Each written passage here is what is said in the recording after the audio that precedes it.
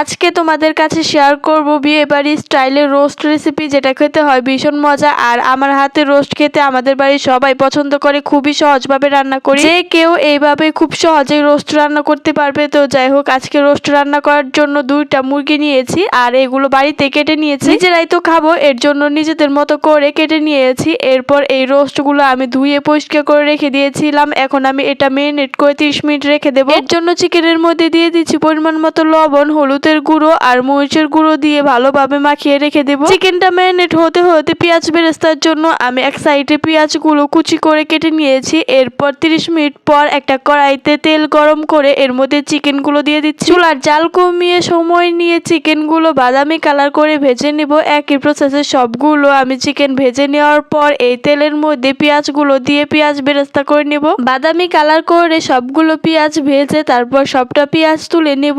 আর কড়াইতে যেহেতু অনেকটা তেল ছিল, তাই তেলটা কমিয়ে অর্ধেক করে নিব। ওই কড়াইয়ের অর্ধেক তেলের মধ্যে গোটা এলাচ, দারচিনি, তেজপাতা দিয়ে হালকা ভেজে নিব। এরপর 1 চামচ আদা বাটা, 1 চামচ রসুন বাটা, 1 চামচ পেঁয়াজ বাটা, সাথে দিয়েছি 1 চামচ জিরা গুঁড়ো, 1.5 চামচ মরিচের গুঁড়ো, 1 চামচ ধনিয়া গুঁড়ো, দিয়েছি টক দই আর রোস্টের মশলা। প্যাকেটের যে রোস্ট মশলা থাকে ওইটা 3 ভাগের 2 ভাগ দিয়েছি। আর দিয়েছি চিলি সস, টমেটো সস, যে কোনো একটা দিলেও চলে, তো আমি একটু একটু করে 2টাই দিয়েছি। আরো দিয়েছি কাঠবাদাম আর কাজু বাদাম পেস্ট, আর দিয়েছি পরিমাণ মতো লবণ। দিয়ে সব মশলাগুলো একটু নেড়ে চেড়ে ভালোভাবে কষিয়ে নিব। প্রথমে যে পেঁয়াজ বেরেস্তা করে রেখে দিয়েছিলাম, ওইখান থেকে কিছুটা পেঁয়াজ বেরেস্তা দিয়ে সামান্য একটু পানি দিয়ে মশলাগুলো সময় নিয়ে ভালোভাবে কষিয়ে নিয়েছি। মশলাগুলো কষানো হয়ে গেলে ভেজে রাখা চিকেনটা দিয়ে আবারও কিছুটা সময় নিয়ে মশলাগুলোর সাথে মাংসটা ভালোভাবে কষিয়ে নিব। এই সময় মশলার সাথে চিকেন যতটা ভালো কষানো হবে, খেতেও চিকেন রোস্টটা ততটাই মজা হবে। তো যাই হোক, আমি একটু সময় নিয়ে চিকেনগুলো কষিয়ে নিয়েছি। চিকেন কষানো হয়ে গেলে